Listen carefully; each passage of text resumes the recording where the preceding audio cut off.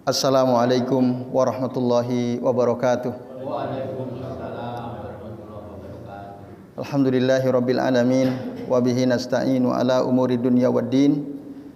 Wassalatu wassalamu ala asrafil anbiya'i wal mursalin wa ala alihi wa ashabihi wa man tabi'ahum bi ihsanin ila yaumiddin. Asyhadu an la ilaha illallah wahdahu la syarikalah wa asyhadu anna Muhammadan abduhu wa rasuluh.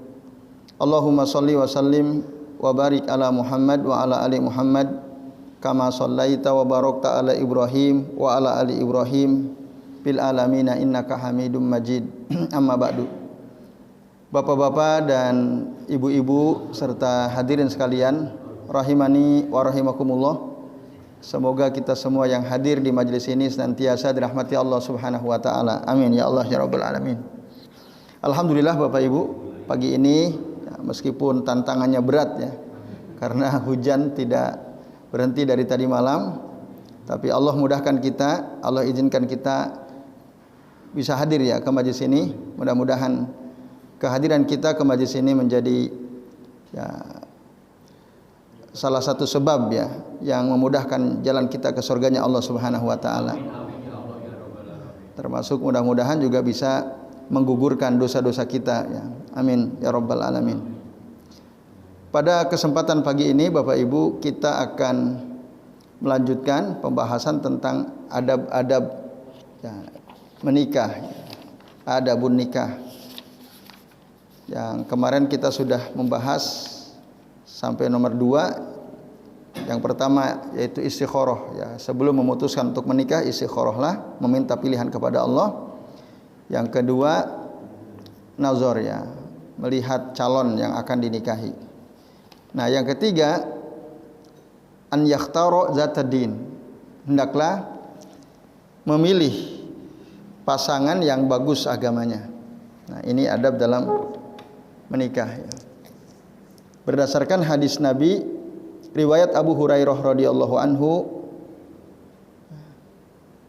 anin nabiyyi sallallahu alaihi wasallam qol, dari Nabi sallallahu alaihi wasallam beliau bersabda, tunkahu almar'atu li arba'in, wanita dinikahi karena 4 perkara.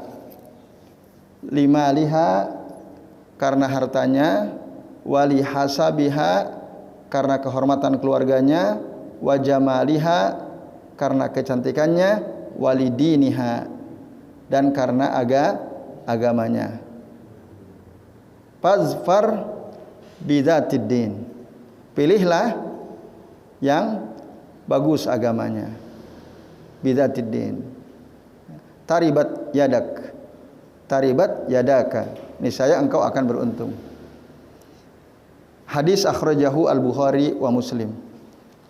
Nah, Bapak Ibu dan jamaah sekalian rahimani wa rahimakumullah, itu dalil yang dijadikan dasar untuk tadi bahwa di antara adab ketika kita akan menikah, memilih pasangan yang bagus agamanya. Karena tadi dalam hadis ini dikatakan fazfar bidzatid din. Nah, jadi pilihlah, fazfar ma'nahu pakhtar. Pakhtar bidzatid din. Bapak Ibu dan hadirin sekalian, ya. Kenapa demikian? Kenapa yang harus didahulukan itu adalah agama? Karena agama itu ya, dia akan ada ya, dia tidak akan pudar. Bahkan kalau dia terus belajar, semakin bagus agamanya. Beda dengan harta. Harta akan ada habisnya. Kecantikan juga bisa memudar. Kehormatan keluarga juga bisa jatuh, bisa hancur. Nah, misalnya ada seorang wanita, bapaknya pejabat terhormat, ternyata ketangkep korupsi, kan hancur nama baiknya. Nah, ini Bapak Ibu dan hadirin sekalian, a'azani Allahu wa iyyakum ajmain. Harta juga begitu ya, bisa habis. Tapi kalau agama, nah agama tidak akan habis, bahkan tadi kalau dia terus belajar akan semakin bertambah baik agamanya. Nah, ini Bapak Ibu dan hadirin sekalian. Jadi hadis ini adalah anjuran dari Nabi SAW, ketika kita akan menikah, nikahilah orang yang bagus agamanya. Dan ini sebenarnya berlaku bolak-balik. Karena pada umumnya memang yang menentukan ya adalah laki-laki, tapi kan wanita juga dia bisa memilih, menolak atau menerima. Maka seorang wanita pun ketika mau memilih pasangan, tentu keempat perkara yang disebutkan dalam hadis ini juga jadi pertimbangan. Ya, tentang hartanya, tentang kehormatan keluarganya, tentang kegantengannya barangkali ya, dan tentang agama. Nah, maka agama itu yang paling pokok gitu, karena Hasan Al-Basri ya rahimahullah pernah beliau mengatakan ketika putrinya mau dinikahkan, beliau akan menikahkan dengan seorang laki-laki yang bagus agamanya, yang takwa. Karena laki-laki yang baik agamanya tidak mungkin, kalau dia tidak suka, dia tidak akan menyakiti, tidak akan menzolimi putrinya. Kalau mungkin ada sikap yang tidak disukai oleh suaminya, dia tidak akan menzolimi atau menyakiti istrinya. Kalau dia suka, maka dia akan muliakan. Dia akan memuliakan istrinya. Nah, makanya Hasan Al-Basri sebagai seorang ayah, beliau memilih pasangan untuk anak perempuannya adalah seorang laki-laki yang takwa. Ya, itu Bapak Ibu dan hadirin sekalian rahimani wa rahimakumullah. Nah, jadi itu anjuran untuk memilih calon pasangan yang bagus agamanya. Itu. Nah, karena orang yang bagus agamanya dia akan tunduk dan taat kepada Allah dan Rasulnya. Gitu. Yang diikuti bukan syahwat, bukan hawa nafsunya, bukan akalnya, melainkan dalil dari Al-Quran atau dari hadis Nabi SAW, sunnah-sunnah Rasul SAW. Itu yang jadi patokan hidupnya. Di mana di dalam kedua dalil tadi disebutkan nanti keterangan-keterangan tentang apa saja hak seorang suami atas istrinya, apa saja kewajiban istri atas suaminya.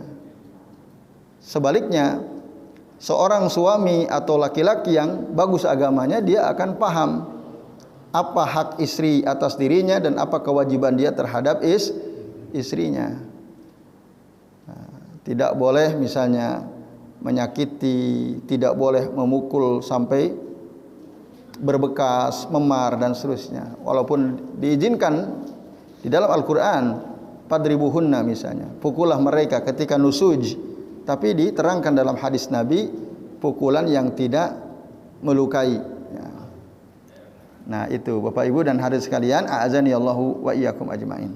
Nah, disitulah pentingnya agama bagi pasangan. Ya, bagi pasangan. Dan dia juga akan tahu diri gitu. Ketika dia bergaul dengan laki-laki lain. Nah, kalau dia bagus agamanya, maka dia akan membatasi diri. Ya. Tapi kalau jelek agamanya, misal ada seorang wanita cantik dari keluarga terhormat, hartanya bagus, tapi agamanya nol, agamanya ya tidak bagus, pasti akan mengecewakan si suami ya, dari cara dia bersikap kepada suaminya, dari cara dia menjalin hubungan dengan teman-temannya misalnya. Kan biasa kita lihat ya, bahkan di negeri kita, mereka muslimah ketika ketemu dengan laki-laki lain sementara dia sebenarnya sudah punya suami, ya salaman, cium pipi kanan, cium pipi kiri. Kan kita saksikan itu. Ada di negeri kita orang-orang seperti itu. Nah, ini Bapak Ibu karena apa? Tidak paham agama. Itu tidak paham agama. Nah, harusnya kalau sudah mempunyai suami, dia membatasi dirinya. Nah, itu bahkan ngobrol yang tidak penting gitu ya dengan laki-laki lain, entah itu temannya, teman seangkatan dulu waktu kuliah atau waktu sekolah, dia akan membatasi dirinya kalau dia paham agama. Nah, kalau tidak dia akan bebas ya. Nah, itu akan berbahaya, tentu akan melukai hati si suami. Nah, makanya di dalam hadis ini Rasul jelas tegas mengatakan fazfar bidzatid din taribat yadak. Ya, pilihlah wanita yang beragama, bagus agamanya, maka engkau akan beruntung. Nah, ini Bapak Ibu dan hadirin sekalian, a'azani Allahu wa iyyakum ajmain. Nah, kemudian di dalam dalil yang kedua riwayat Imam Muslim dari Abdullah bin Amru bin Al-As radhiyallahu anhuma disebutkan anna Rasulullah sallallahu alaihi wasallam qala, sesungguhnya Rasulullah sallallahu alaihi wasallam beliau bersabda, innad dunya kulluha mata'un. Sesungguhnya dunia itu seluruhnya adalah mata. Apa makna mata? Ya, kesenangan. Mata itu sesuatu yang ya, menyenangkan. Ya, ma yustamta'u bihi. Wa khairu mata'id dunya, kata Nabi, dan sebaik-baik kesenangan dunia adalah al-mar'atus salihah, seorang istri yang salihah. Itu sebaik-baik perkara yang menyenangkan di dunia adalah seorang istri yang salihah, al-mar'atus salihah. Nah, tentu saja al-mar'atus salihah adalah orang yang bagus agamanya. Karena makna saleh itu adalah orang yang ya, menunaikan hak-hak Allah Azza wa Jal dan hak-hak manusia, termasuk tentu saja hak-hak suaminya, apalagi gitu ya. Dia akan tunaikan semuanya. Nah, itulah wanita salihah ya. Maka dia itu sangat menyenangkan. Nah, ini Bapak Ibu dan hadirin sekalian, a'azani Allahu wa iyyakum ajmain. Nah, siapakah wanita yang salihah itu? Nah, diterangkan nanti dalam beberapa hadis Nabi SAW. Misalnya dalam hadis dari Abdullah bin Abbas radhiyallahu anhu, Rasulullah SAW beliau mengatakan, ala ukhbirukum bi khairi ma yaknizu. Maukah kalian ku beritahu tentang sesuatu yang disimpan oleh seseorang? Lalu Rasul menjelaskan al-mar'atu salihah, yaitu seorang wanita yang soleh, istri yang soleh. Apa batasan istri yang soleh itu? Yang pertama, ya, idza nazara ilaiha sarrathu. Apabila suami melihat kepadanya, kepada si istri, maka si istri itu membuat bahagia suaminya. Jadi enak dipandang mata, menyenangkan. Suami senang ketika memandang istrinya karena istrinya pandai ya, menghias diri, pandai bersolek di hadapan suaminya. Nah, ini ciri wanita salihah kata Nabi SAW. Al-mar'atu salihah adalah siapa? Idza nazarat ilaiha sarratu. Idza nazara ilaiha sarratu. Apabila si suami melihat, memandang kepadanya, maka si istri itu membahagiakan, menyenangkan suaminya. Maka ini penting diperhatikan Bapak Ibu-ibu terutama ya. Bagaimana seorang istri itu bisa senantiasa membuat suaminya bahagia, senang ketika memandang dirinya. Suka tersenyum, ya, gampang senyum, tapi kepada suami, bukan kepada orang lain ya. Nah, kepada orang lain jangan, berbahaya ya. Nah, ini ibu-ibu dan bapak-bapak serta jamaah sekalian, a'azani Allah wa iyyakum ajmain. Nah, itu satu cirinya itu. Nah, idza nazara ilaiha sarratu. Nah, tentu cara berpakaian juga itu penting ya bagi wanita di hadapan suami terutama ya. Pakailah pakaian yang disenangi oleh suami gitu. Entah di dalam rumah atau di luar rumah. Itu yang disukai oleh suami. Nah, karena dengan begitulah si suami akan senang ketika memandang istrinya.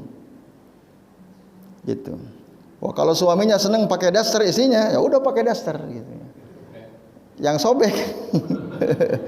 Nah itu tanya dulu, Pak seneng nggak kalau aku pakai dasar yang sobek? Nah itu. Kalau suaminya, oh ya saya seneng yang sobek, ya pakailah itu. Nah tentu juga sambil mempertimbangkan situasi di rumah ya. Kalau sudah punya anak, anaknya sudah balik dan seterusnya, itu juga perlu tentu diperhatikan ya. Kecuali mungkin kalau masih pasangan baru ya, pengantin baru, nah itu bebas ya. Nah ini Bapak Ibu dan hadirin sekalian. Nah, jadi cirinya wanita salihah itu idza nazara ilaiha sarrathu. Yang kedua, wa idza ghaba anha hafizathu. Dalam riwayat yang lain, idza ghaba anha hafizathu fi nafsiha wa malih. Apabila suaminya tidak ada di rumah, maka dia akan menjaga dirinya, dia akan menjaga harta suaminya. Nah, menjaga dirinya bagaimana maksudnya? Nah, dia akan menjaga kehormatan dirinya. Ketika ada laki-laki datang ke rumahnya, dia akan katakan, maaf Pak, suami saya lagi tidak di rumah. Kalau panjenengan mau bertamu silahkan, tapi nanti kalau suami saya pulang. Loh aku koncomu dewe, aku kan seangkatan karo kowe kok dulu. Iya, saya sudah nikah, sudah punya suami. Jadi walaupun kamu temanku dulu, sudah nanti tunggu suamiku pulang. Nah, itu namanya menjaga kehormatan dirinya. Wah kan cuman sebentar di luar. Kan di rumah saya pinggir jalan. Banyak orang lewat lalu lalang. Tetap tidak boleh. Gitu. Tidak boleh seorang istri menerima tamu laki-laki lalu ngobrol tanpa kehadiran si suami. Gitu. Nah, karena apa? Berarti dia tidak menjaga dirinya. Nah, ini Bapak Ibu. Pernah ada, ini betul-betul terjadi ya. Ada seorang suami cerita kepada kami, sudah cerai. Tapi sebelum perceraian itu terjadi, dia cerita. Jadi istri saya itu Ustadz, Masya Allah, dia berani sekali bawa tamu laki-laki ke rumah. Ngobrol di ruang tamu, posisinya berdekatan, padahal saya ada di rumah. Saya dikasih tahu pun tidak. Apalagi nggak ada rumah. Saya dikasih tahu pun tidak. Pak, mau ada tamu. Itu enggak dikasih tahu katanya. Saya baru tahu setelah saya jalan keluar, kok ada suara orang ngobrol-ngobrol. Yuh, ternyata ada tamu laki. Emang teman kerjanya, teman kerja istri saya. Ngajar sama-sama guru loh, guru. Masya Allah ya, seorang guru. Nah, berarti ini enggak paham gitu ya. Nah, ini Bapak Ibu dan hadirin sekalian, a'azanillahu wa iyyakum ajmain. Nah, jadi kalau suaminya rajin, ikut kajian rajin suaminya. Tapi istrinya ngajar di sekolah, cuman nggak pernah ngaji gitu. Mungkin gitu ya. Sehingga dia tidak paham batasan-batasan dia sebagai seorang istri. Nah, ini dia itu hadir loh, suaminya hadir. Ini bagaimana jika goba anha zaujuha, kalau suaminya tidak ada di rumah. Nah, pasti lebih parah. Ada juga kasus seorang suami tapi sudah cerai juga. Betul-betul istrinya itu berselingkuh, bahkan melakukan hubungan suami istri di rumah istrinya manakala suaminya ada di rumah. Itu saya mendengarnya aja merinding. Masya Allah, ini luar biasa seperti hewan. Ada di rumah. Ini yang cerita suaminya ke saya. Lah, mungkin kan rumahnya di rumah padat. Itu dia menjaga jangan sampai ada keributan. Jadi dia, nah kan banyak, ini menurut cerita sang suami ya, banyak tetangga itu cerita, Pak, istrimu itu sering loh jalan sama laki-laki, bahkan kalau kamu pas kerja ada laki-laki masuk ke rumahmu. Nah, akhirnya dia curiga kan. Ini menurut cerita dia sendiri, cerita kepada kami. Suatu malam itu saya pura-pura tidur. Masih sore lah saya pura-pura tidur. Jam 9 saya sudah masuk ke kamar, saya pura-pura tidur. Lalu istri saya masuk memperhatikan saya. Nah, dikiranya saya udah tidur katanya. Ya saya tidur. Nah, agak malam sekitar jam 11, jam 12, saya belum tidur. Kok ada suara gitu. Ada suara orang masuk. Nah, terus ngobrol-ngobrol. Suaminya mengendap-endap keluar dari kamar, lihat di kamar tamu, di ruang tamu. Nah, ternyata mereka sedang melakukan hubungan suami istri. Itu disaksikan langsung oleh suaminya.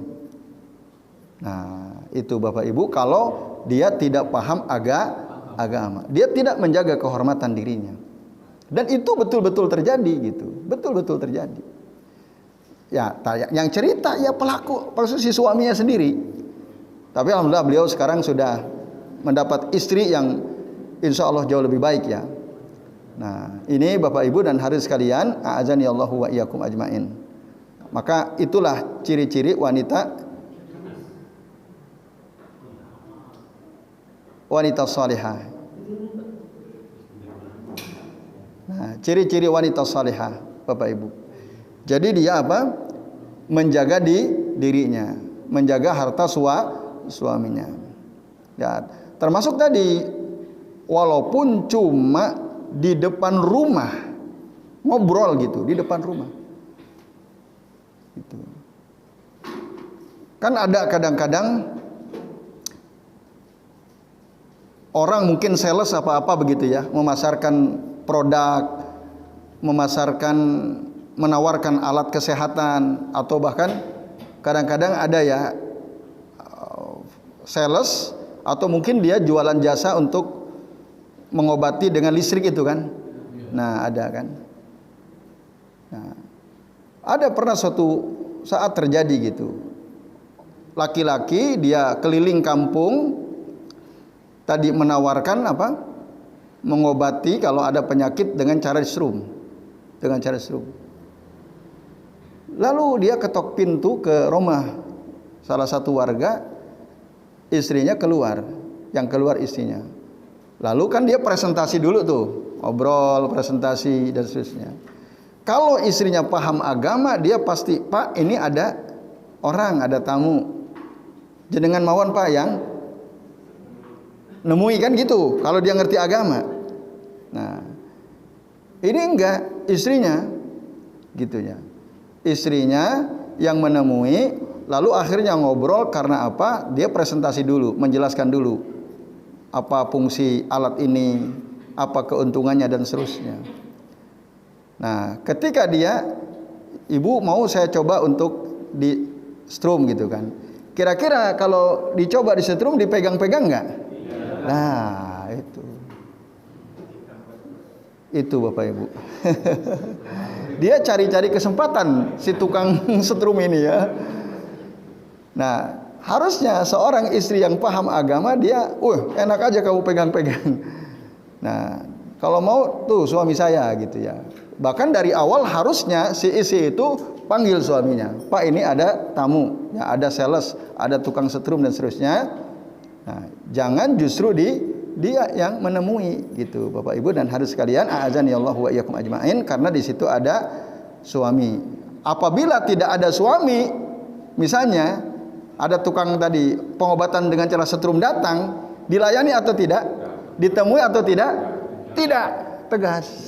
Oh, maaf Pak, maaf Mas, nanti saja kalau sampean mau promosi, tunggu suami saya datang. Gitu. Nah, tapi kalau dia nggak ngerti agama, apa kira-kira? Ya ditemui. Apa alasannya? Bukan banyak orang, rumah pinggir jalan, orang banyak lalu lalang. Masalahnya orang memperhatikan atau tidak kan gitu.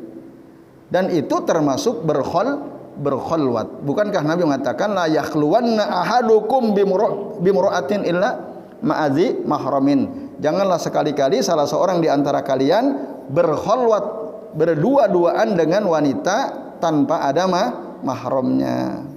Nah, ini ibu-ibu dan bapak-bapak serta jamaah sekalian. Jadi yang kedua apa tadi? Ciri wanita soleh itu idza ghaba anha ya hafizat nafsaha wa wa malahu. Nah, au hafizathu fi nafsiha wa malihi. Yang ketiga apa? Wa idza amaroha ata'athu. Apabila si suaminya itu menyuruh istrinya taat. Nah, disuruh apapun selama bukan untuk perbuatan dosa dan kemaksiatan, istrinya taat. Nah, itulah ciri wanita solihah. Ciri wanita solihah. Boleh saja, ya tinggal dikomunikasikan. Tapi kalau setiap kali suruh capek terus, itu masalah ya. Kalau sekali-kali dia bilang, aduh capek mas, capek pak gitu, nah itu bisa saja. Tapi kalau setiap kali disuruh capek, nah ya suami tentu juga harus paham. Ya ini seimbang sebenarnya, suami juga harus begitu ya. Jadi wa asiruhunna bil ma'ruf kan kata Allah dalam Al-Qur'an. Pergaulilah isi-isi kalian itu dengan cara yang ma'ruf. Nah, di antara ma'ruf yang dimaksud di antaranya tadi memaklumi istrinya ketika istrinya kelelahan, kecapean dan seterusnya. Tidak memaksakan dan seterusnya. Ya saling memahami, tafahum ya. Jadi tafahum, saling memahami satu sama lain. Nah itu Bapak Ibu dan hadirin sekalian, tapi tadi prinsipnya kata Nabi dalam hadis ya yang menjelaskan tentang mar'atus salihah, ciri yang ketiga adalah wa idza amaroha ata'atu. Apabila si suami menyuruh istrinya untuk melakukan sesuatu maka dia taat. Dalam hal apapun ya. Kecuali tadi la ta'ata ya lil makhluqi fi maksiatil khaliq kata Nabi. Tidak boleh ada ketaatan kepada makhluk dalam bermaksiat kepada al-khaliq, sang pencipta Allah Subhanahu wa ta'ala. Contoh apa misalnya? Ada suami menyuruh istrinya, Dek, boyo kamu itu nggak usah pakai jilbab gitu loh kalau jalan bareng aku. Nah, suaminya ingin ngajak istrinya jalan-jalan ke mall gitu ya. Lalu kata suaminya, boyo nggak usah kamu itu pakai jilbab. Ya, jadi nggak usah. Seperti itu loh perempuan-perempuan lain gitu ya. Suaminya nyuruh istrinya yang berhijab untuk dibuka hijabnya. Ditaati atau tidak? Tidak. Nah ini contohnya. Karena apa? Bermaksiat kepada Allah. Ya, yang menentukan bahwa seorang wanita muslimah itu harus berhijab ya, berjilbab. Tapi kalau tidak bertentangan dengan syariat Allah, nah seperti misalnya minta dibuatkan kopi, dibuatkan teh, diambilkan makan, ya suaminya lagi sibuk gitu ya. Dek atau Bu tolong ambilkan makan. Udah, lakukan.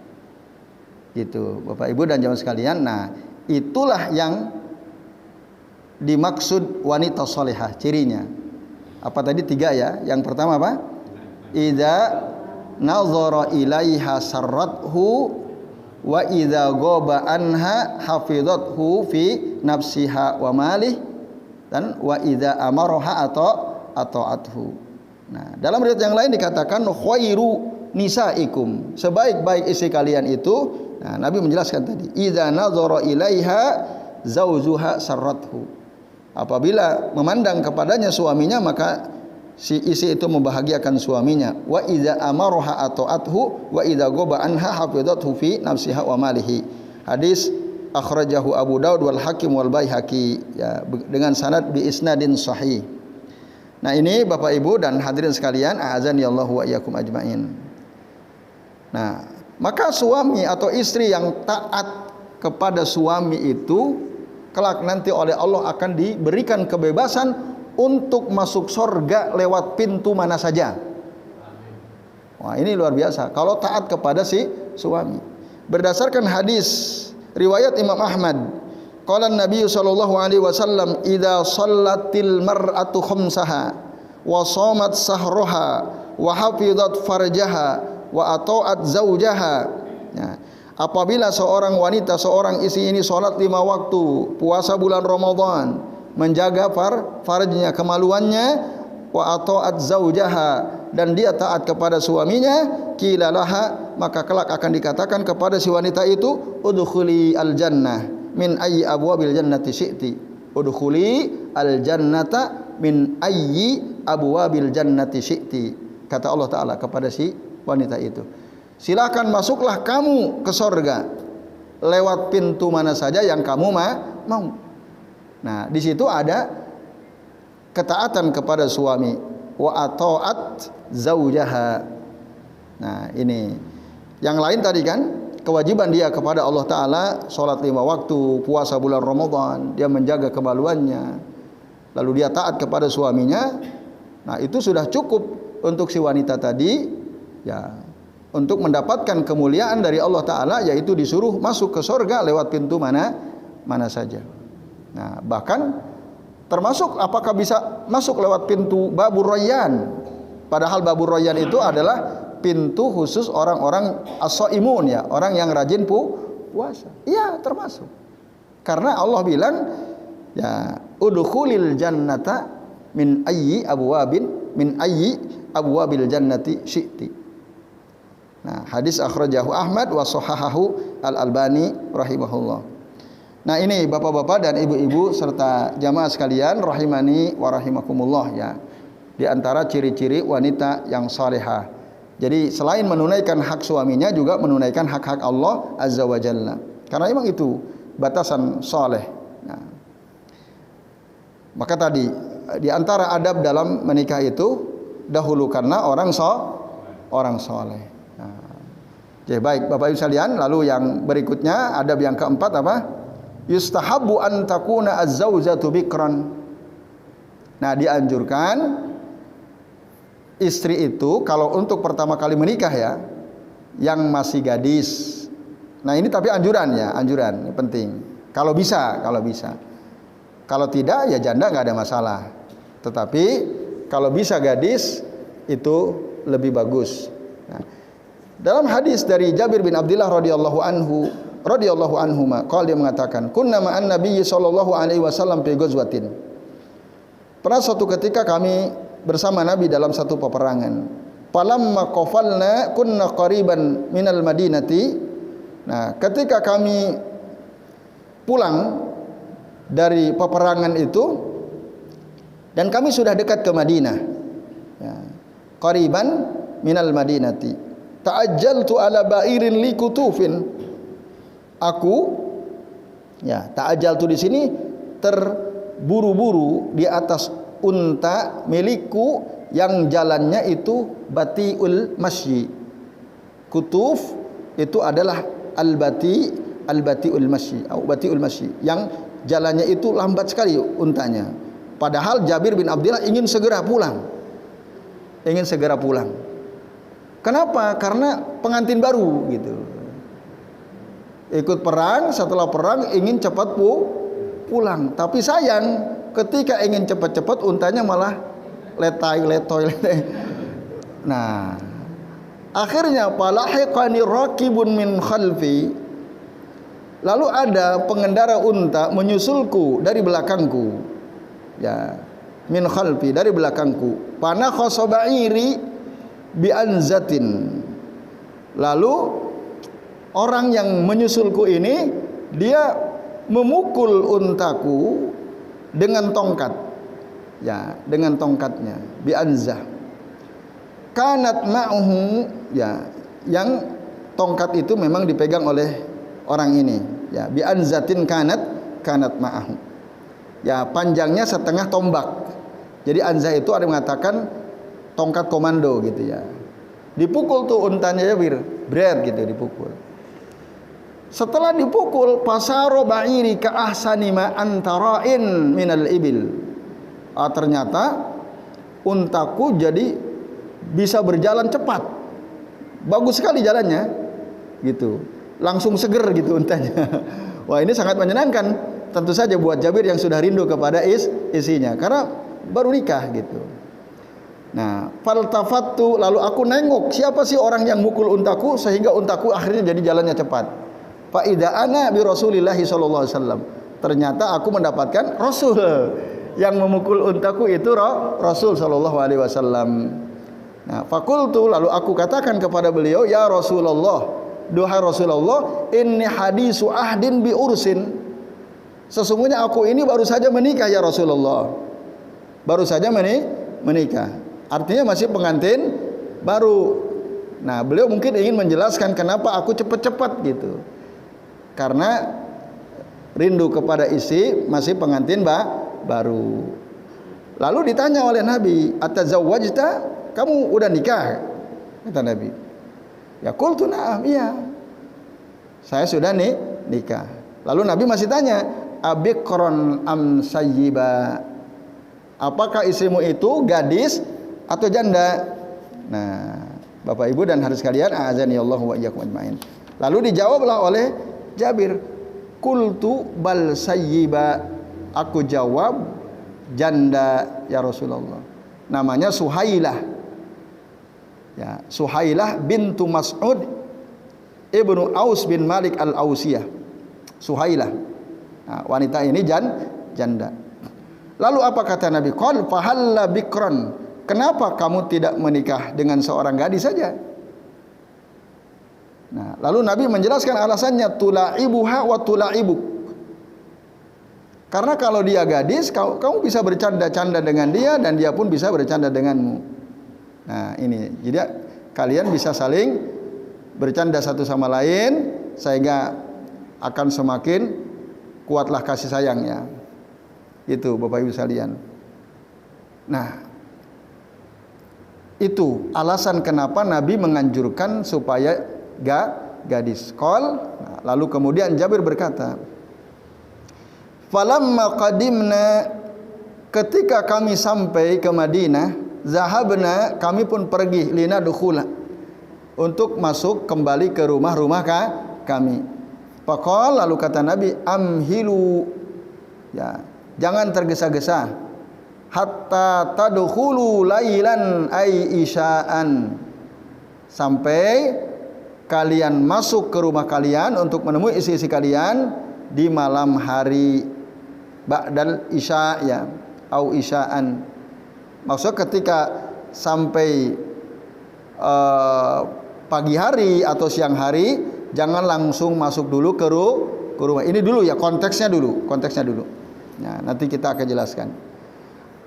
Apa tujuannya? Likai tamtasitu as-saisah, supaya isi-isi kalian itu merapikan rambutnya, menyisir rambutnya, yang barangkali kalau kalian datang tiba-tiba masih acak-acakan. Nah, tapi kalau kalian malah mungkin akan ada informasi, oh para suami, para sahabat baru pulang dari medan perang, sudah sampai di Madinah. Nah, kan isi-isi udah siap-siap tuh. Nah, tujuannya supaya apa? Likai tamtasitus saisatu wa tastahidda al-mughibah. Nah, apa tastahidda itu? Tastahidda itu maksudnya mencukur bulu kemaluan. Ya, tastahidda, supaya para istri yang ditinggal oleh suaminya selama mungkin berbulan-bulan itu menyiapkan dirinya. Nah, itu tujuannya kenapa Nabi mengatakan amhilu, jangan tergesa-gesa. Nah, tapi dalam konteks sekarang Bapak sekalian, tentu relatif pemberitahuan itu bisa lebih awal ya. Ketika misalnya dalam konteks yang lain, bapak-bapak melakukan safar ke luar kota. Nah, lalu pagi berangkat katakanlah dari Jakarta mau ke Jogja, kalau naik pesawat kan kira-kira 1 jam lah. Nah, kita sekarang sudah bisa kasih tahu, "Bu, aku sekarang ada di bandara. Nah, mau pulang ke Jogja, mungkin sekitar 1 jam 2 jam lah sampai ke rumah." Nah, sekarang bisa, sehingga dalam waktu itu si istri sudah siap menjambut kehadiran si suami. Nah, itu maksudnya. Jadi kita harus memahami hadis ini sesuai konteks ya. Karena tadi tujuannya supaya istri tahu dulu, kan itu ilahnya itu. Kenapa jangan tergesa-gesa? Karena ada orang memahami kalau kita baru pulang safar jangan langsung pulang ke rumah berdasarkan hadis ini. Gitu. Nah, betul jika konteksnya sama gitu. Jika memang si istri enggak tahu kalau si suaminya pulang, jangan langsung tiba-tiba ujug-ujug datang ke rumah tanpa pemberitahuan. Nah, itu juga adab ya. Ketika suami baru pulang dari safar, maka jangan, walaupun mungkin ingin ada surprise gitu ya. Biar surprise, memberikan kejutan kepada istrinya. Tapi sebaiknya itu tidak dilakukan. Karena khawatir nanti suaminya kecewa melihat istrinya. Nah, ini Bapak Ibu dan hadirin sekalian, a'azani Allah wa iyyakum ajmain. Nah, beberapa kesimpulan penting dari hadis ini Bapak Ibu dan hadirin sekalian. Satu tadi, dalam hadis ini dijelaskan ada mukjizat Nabi SAW, keberkahan ya, apa yang dilakukan oleh Nabi SAW. Ketika Nabi melihat untanya Jabir bin Abdillah kok jalannya lambat, dipukul langsung bisa berjalan cepat. Nah, ini min mukjizati an-Nabi SAW min Allah azza wajalla. Kemudian anjuran, ada anjuran istihbabu az-zawaj minal abkar ya, anjuran untuk menikah dengan gadis. Tapi anjuran, ini bukan sesuatu yang wajib, karena faktanya Nabi sendiri pun pertama kali menikah dengan seorang bahkan pernikahan kedua dengan janda juga, baru pernikahan ketiga dengan gadis. Dan bahkan dari 11 istri beliau hanya satu orang isinya yang gadis, seluruhnya adalah janda seluruhnya. Nah, ini adalah anjuran karena praktek yang dilakukan oleh Nabi. Beliau bahkan waktu pernikahan pertama dengan Khadijah bintu Khuwailid, janda. Yang kedua dengan siapa? Saudah bintu Jam'ah, itu juga seorang janda. Bahkan usianya lebih tua daripada Nabi. Baru pernikahan ketiga dengan Aisyah radhiyallahu anha, seorang gadis ya. Nah, ini Bapak Ibu dan hadirin sekalian. Nah, lalu pertanyaan pentingnya, kenapa Abdullah bin Mas'ud memilih menikah dengan janda? Gitu. Bahkan di sini diterangkan, jadi hadis ini ya menjelaskan fikhu Jabir bin Abdillah radhiyallahu anhu. Kepahaman Jabir bin Abdillah radhiyallahu anhu. Idlam yatazawwaj bikran. Kenapa beliau tidak menikahi seorang gadis? Karena apa? Lil maslahah, untuk kemaslahatan. Karena Jabir bin Abdillah punya saudara-saudara yang masih kecil, sementara bapak ibunya sudah tidak ada. Nah, tujuan Jabir kenapa menikahi Suhailah bintu Mas'ud bin Aus dan beliau ini seorang janda, agar istrinya kelak bisa ngemong adik-adiknya, karena kan sudah punya pengalaman. Nah, itu nggak ada masalah. Itu adalah juga sifat yang terpuji tentu saja. Nah, baru nanti mungkin kalau untuk istri kedua, ketiga boleh apa yang gadis dan seterusnya ya. Jadi itu Bapak Ibu, jadi ini anjuran istihbab az-zawaj minal abkar.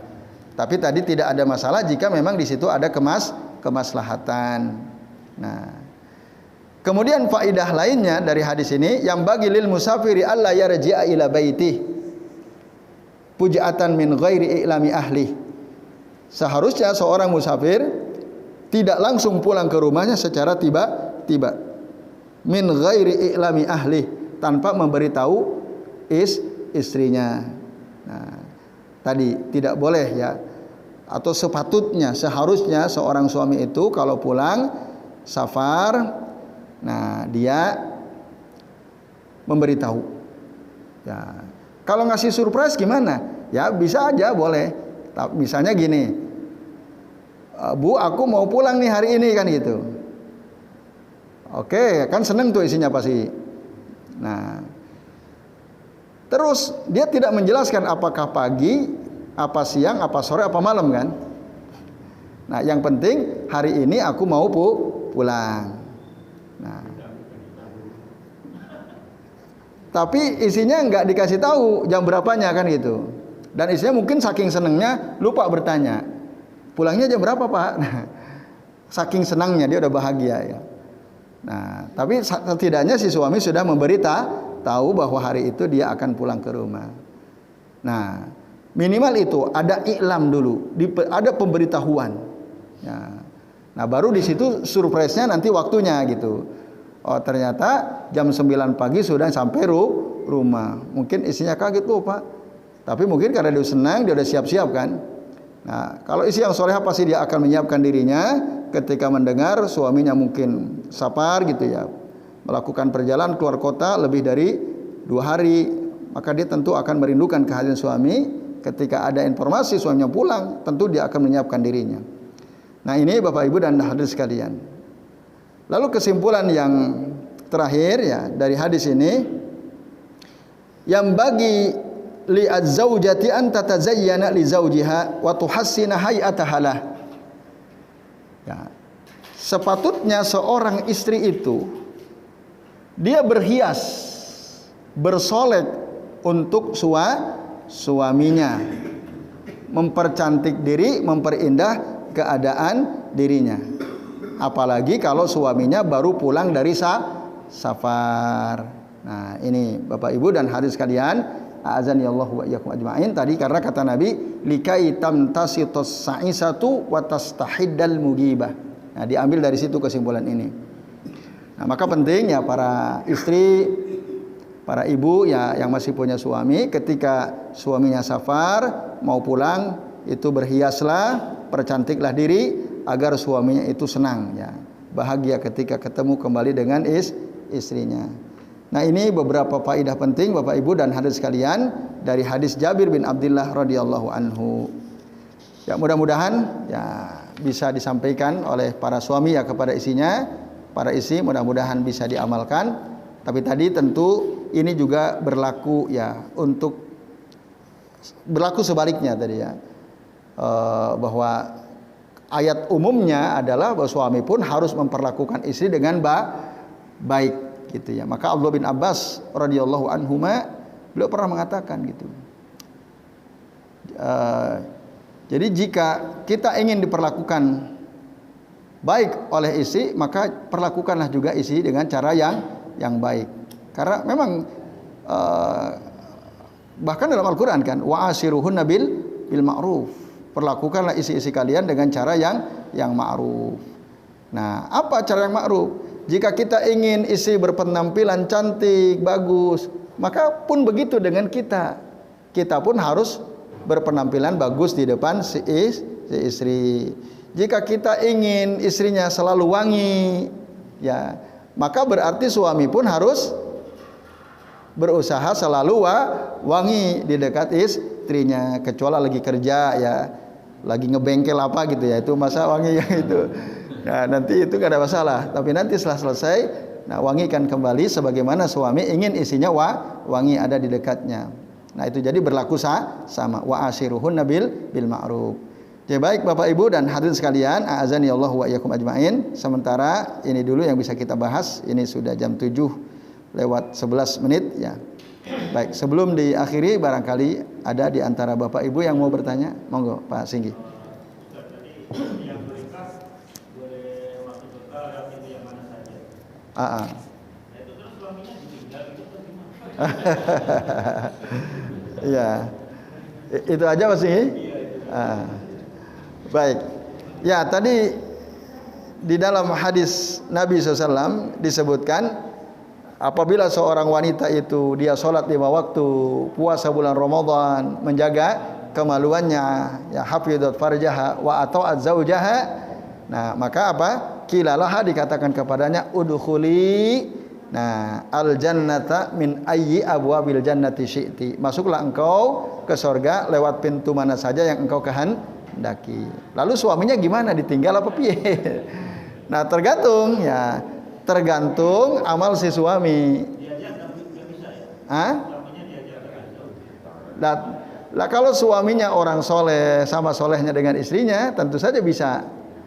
Nah, tentu saja bisa. Tapi kalau suaminya ada penghalang-penghalang yang dia tidak bisa langsung masuk ke surga, dia harus dibakar dulu di neraka, tentu tidak. Bukannya kalau dia di surga itu minta apa saja dikabulkan. Betul sekali. Itu suaminya masuk surga sekarang. Iya, betul sekali. Jadi penduduk surga itu minta apa saja akan dikabulkan oleh Allah Ta'ala selama tidak ada penghalangnya. Nah gitu. Jadi kan ada istilah mawani. Nah, mawani kan ada as-syafa'atu, ada mawani us-syafa'ah. Ada syafaat, ada mawani syafa'ah. Penduduk surga dia bisa memberikan syafaat. Gitu kan? Kepada siapa? Orang-orang, bahkan orang-orang sesama orang mukmin bisa memberikan syafaat kepada temannya. Apalagi isi kepada suami atau suami kepada istri. Kalau dia orang takwa, dia bisa memberikan pertolongan syafaat atas izin Allah Ta'ala. Nah, man dzalladzi yasfa'u indahu illa bi'izni. Siapa orang yang bisa memberikan syafaat di sisi Allah kecuali dengan izin Allah? Allah izinkan. Kalau dia orang soleh, Allah izinkan. Tetapi juga ada syarat yang kedua, yaitu ar-ridha minallahi azza wajalla. Ridho dari Allah azza wajalla. Kalau Allah izin, Allah berikan kepada pihak yang bisa memberikan syafaat, ridho itu harus dimiliki oleh orang yang akan mendapat syafaat. Ridho. Nah, di surga itu kita bisa berkumpul dengan satu keluarga. Mm-mm. Saya mikir gimana? Padahal amal-amalannya kan beda-beda. Anaknya bandel, iya. bagus. Iya. Ya tadi tergantung amal. Ya. Jadi kedudukan hamba-hamba Allah Ta'ala kelak di surga itu sesuai dengan amalan masing-masing gitu. Jadi sesuai amalan. Iya. Belum tentu dia Allah izinkan bisa memberikan syafaat gitu ya, orang-orang takwa, orang-orang soleh. Tapi, nah, apakah Allah ridho kepada orang yang akan mendapatkan syafaat itu? Orang tua yang punya anak, anaknya meninggal sebelum balik, kan si anak bisa memberikan syafaat. Kata Nabi, ketika mereka disuruh masuk surga, ya, si anak-anak itu bilang kepada Allah, ya Rabb, wahai Tuhan, ya, kedua orang tuaku, bapakku, ibuku, ya Rabb. Nah, akhirnya bapak ibunya juga disuruh masuk surga bersama anaknya. Jika apa? Jika Allah ridho. Nah, maka ada yang disebut dengan mawani'us syafa'ah, penghalang-penghalang syafaat. Nah, salah satu di antaranya apa? Syirik, kesyirikan. Apabila si suaminya punya istri soleha, tapi dia sering melakukan perbuatan syirik, bahkan dia punya keris yang dia yakini punya kekuatan gaib, gitu ya. Dia pelihara, dia sering mandikan pada bulan suro misalnya. Ketika diingatkan isinya, suaminya, wah kamu kalau nggak ada keris ini di rumah ini nggak akan begini misalnya. Nah, tapi isinya terus menasihati sambil bersabar misalnya. Isinya masuk surga. Nah, suaminya apakah bisa? Tidak, karena ada penghalangnya, yaitu kesyirikan. Yaitu termasuk orang yang suka mengamalkan amalan-amalan bid'ah, itu juga jadi penghalang syafaat. Yaitu Pak. Kalau orang mati itu termasuk syirik juga. Bahkan dia menyembah Tuhan Yesus, menyembah Maria, selain kafirnya syirik juga. Iya, betul.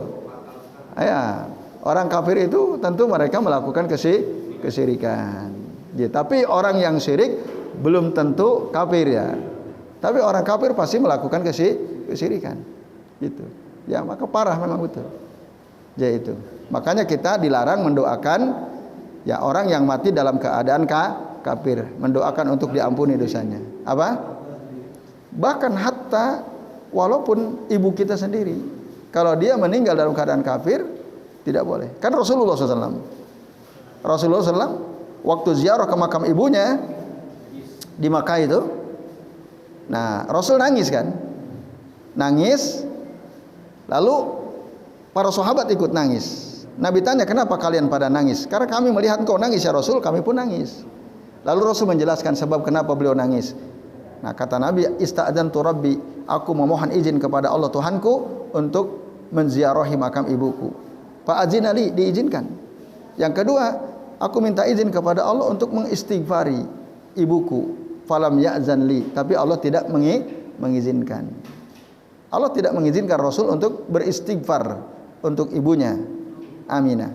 Nah, lalu turunlah surah Al-Baqarah itu. Maka nalin nabi walladzina amanu an yastaghfiru lil musyrikina. Ya, tidaklah pantas bagi seorang nabi dan orang-orang beriman memohonkan ampun lil musyrikin. Nah, walau kanu uli kurba. Walaupun dia keluarga dekat sekali, walau kanu uli kurba mimba dimatabayyana lahum annahum ashabul jahim. Setelah jelas bagi mereka bahwa keluarga dekatnya itu, bapak ibunya, anaknya itu min ashabil jahim, dari calon penghuni neraka jahim itu. Bahkan Nabi pun itu enggak diizinkan oleh Allah untuk apa? Mengistighfari ibunya sendiri. Yaitu Pak Antum. Ya sudah. Kalau memang orang tua kita meninggal dalam keadaan kufur, ya kita pasrah sama Allah Ta'ala. Semoga kita masuk surga. Naam. Yaitu wallahu a'lam bishawab.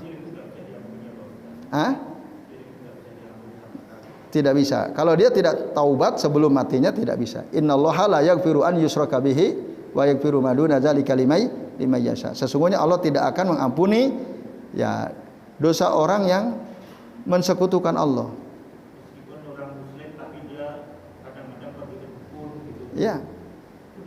Kalau dia tidak bertaubat sebelum matinya tidak akan diampuni. Meskipun ya tadi kesyirikan itu menjadi penghalang yang tebal itu. Makanya ngeri syirik itu. Yaitu Pak Singgi, Bapak Ibu dan sekalian. Ya, betul. Betul. Pak, disinilah pentingnya ilmu ya. Karena selama kesyirikan itu dilakukan, semua syafaat itu akan terhalang, tidak bisa didapatkan. Bahkan hatta min Rasulillah SAW, sampai dari Rasul SAW itu nggak bisa. Jelas Rasul dipastikan berdasarkan dalil-dalil yang ada, beliau bisa memberikan syafaat. Bahkan beliau punya syafaatul uzma, diizinkan oleh Allah bisa memberikan syafaat besar. Tapi kalau hambanya umatnya itu melakukan kesyirikan, ya tidak bisa, karena Allah tidak ridho.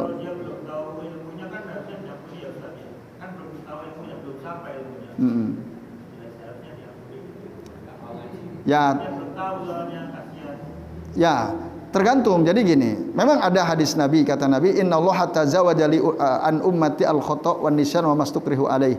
Sesungguhnya Allah Ta'ala itu tajawazali an ummati al khata' wan nisyan wa mastukrihu alaih, mengampuni ya umatku karenaku disebabkan al khata' itu salah, enggak tahu, wan nisyan karena lupa, wa mastukrihu alaih dan karena dipaksa gitu ya, terpaksa. Nah, orang yang tidak tahu lalu dia melakukan kesalahan ya dari umat Nabi Muhammad SAW berdasarkan hadis ini berarti dia akan dimaafkan. Tetapi perlu kita ingat bahwa ketidaktahuan seseorang itu secara garis besar ada dua keadaannya.